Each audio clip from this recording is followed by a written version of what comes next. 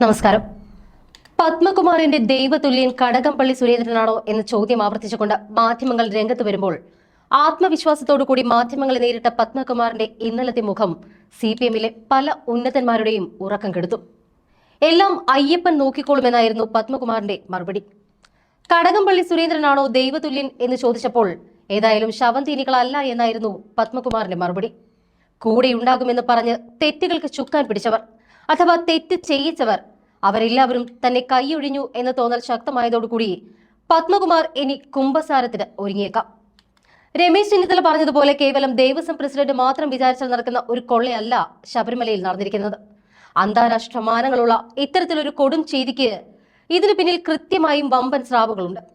എന്നാൽ പത്മകുമാർ അടക്കമുള്ള ചെറുമീനുകളെ ബലിയാടാക്കി വമ്പന്മാർ രക്ഷപ്പെടാൻ ഒരുങ്ങുമ്പോൾ ഇനി എല്ലാം തുറന്നു പറഞ്ഞുകൊണ്ട് മാപ്പ് സാക്ഷിയായി ശിക്ഷയുടെ വ്യാപ്തി കുറയ്ക്കാനായിരിക്കും പത്മകുമാർ അടക്കമുള്ളവർ ശ്രമിക്കുക.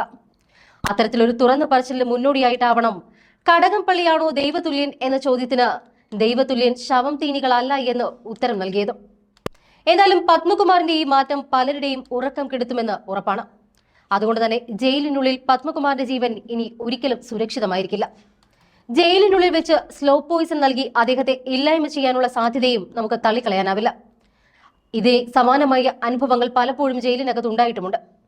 പത്മകുമാർ വായ തുറന്നാൽ പല വമ്പന്മാരുടെയും ഭാവി ജയിലിനകത്താകും എന്നുറപ്പുള്ളതിനാൽ തന്നെ പത്മകുമാറിനെ ഇല്ലാതാക്കാതെ മറ്റു വഴികൾ ഇവർക്ക് മുന്നിൽ ഉണ്ടാകില്ല. നേരത്തെ സ്വപ്ന സുരേഷിനെ ജയിലിനകത്ത് വെച്ച് കൊലപ്പെടുത്താൻ ശ്രമിച്ചതുപോലെ പത്മകുമാറിനെയും അപകടപ്പെടുത്തിയേക്കാം എന്നാണ് സൂചന. സ്വർണ്ണക്കൊള്ളയുമായി ബന്ധപ്പെട്ടുകൊണ്ട് CPM-ലെ A. Padmakumar, N. Vasu, Devaswom board അംഗം N. വിജയകുമാർ എന്നിവർ ഇപ്പോൾ ജയിലിലാണ്. ദേവസ്വം മന്ത്രി അറിയാതെ ദേവസ്വം പ്രസിഡന്റുമാർ മാത്രം വിചാരിച്ചാൽ ഇത്തരത്തിലൊരു കൊള്ള സാധ്യമാകില്ല. അപ്പോൾ തങ്ങൾക്ക് രാഷ്ട്രീയ പരിരക്ഷയുണ്ട് എന്ന വിശ്വാസം തന്നെയാണ് അവരെ ഇതിനെ പ്രേരിപ്പിച്ചത് എന്ന് ഉറപ്പ്.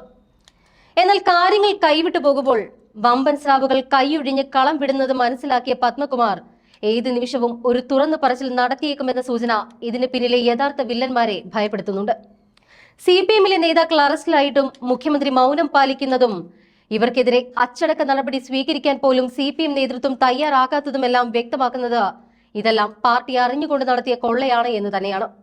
കേസിൽ അറസ്റ്റിലായ പത്മകുമാർ പലതും തുറന്നു പറഞ്ഞേക്കുമോ എന്ന ഭയം മൂലമാണ് പാർട്ടി അയാൾക്കെതിരെ നടപടികൾ ഒന്നും തന്നെ സ്വീകരിക്കാത്തത് എന്ന് വ്യക്തം. ദേവസ്വം മന്ത്രി VN വാസവനും മുൻ മന്ത്രി കടകംപള്ളി സുരേന്ദ്രനും സ്വർണ്ണക്കൊള്ളയിൽ പങ്കുണ്ട് എന്നും സംഭവത്തിൽ വിശദമായ അന്വേഷണം നടക്കുന്നതോടുകൂടി പുതിയ വിവരങ്ങൾ വെളിച്ചത്ത് വരുമെന്നും ഉറപ്പ്. ഈ സാഹചര്യത്തിലാണ് പത്മകുമാറിനെ അപായപ്പെടുത്താനുള്ള സാധ്യത ശക്തമാകുന്നത്. ഇതിനിടയിലാണ് ദൈവതുല്യൻ, ശവം തീനി എന്നീ പ്രയോഗങ്ങളുമായി പത്മകുമാർ മാധ്യമങ്ങൾക്ക് മുന്നിൽ എത്തുന്നത്. കൊല്ലം വിജിലൻസ് കോടതിയിൽ ഹാജരാക്കി മടങ്ങുമ്പോഴായിരുന്നു മാധ്യമങ്ങളോട് പത്മകുമാറിന്റെ പ്രതികരണം. കേസിൽ പത്മകുമാറിന്റെ റിമാൻഡ് കാലാവധി 14 ദിവസം കൂടി നീട്ടിയിട്ടുണ്ട്. ഇതോടുകൂടി പത്മകുമാർ ജയിലിൽ തുടരും. എല്ലാം ചെയ്തിരുന്നത് പത്മകുമാർ ആണ് എന്ന് അറസ്റ്റിലായവർ മൊഴി നൽകിയ കാര്യം ചൂണ്ടിക്കാട്ടിയപ്പോഴായിരുന്നു എല്ലാം അയ്യപ്പൻ നോക്കിക്കോളുമെന്ന് പത്മകുമാർ പറഞ്ഞത്. ദൈവതുല്യരായി കണ്ട പലരും അങ്ങനെയല്ല പ്രവർത്തിച്ചത് എന്ന് പത്മകുമാർ നേരത്തെ പറഞ്ഞിരുന്നു. ശബരിമലയുമായി ബന്ധപ്പെട്ട കേസുകളിൽ അദ്ദേഹത്തെ സഹായിച്ച അല്ലെങ്കിൽ രക്ഷിച്ച ഈ ദൈവതുല്യൻ പിണറായി വിജയൻ ആണോ എന്നും സംശയങ്ങൾ ഉയരുന്നുണ്ട്.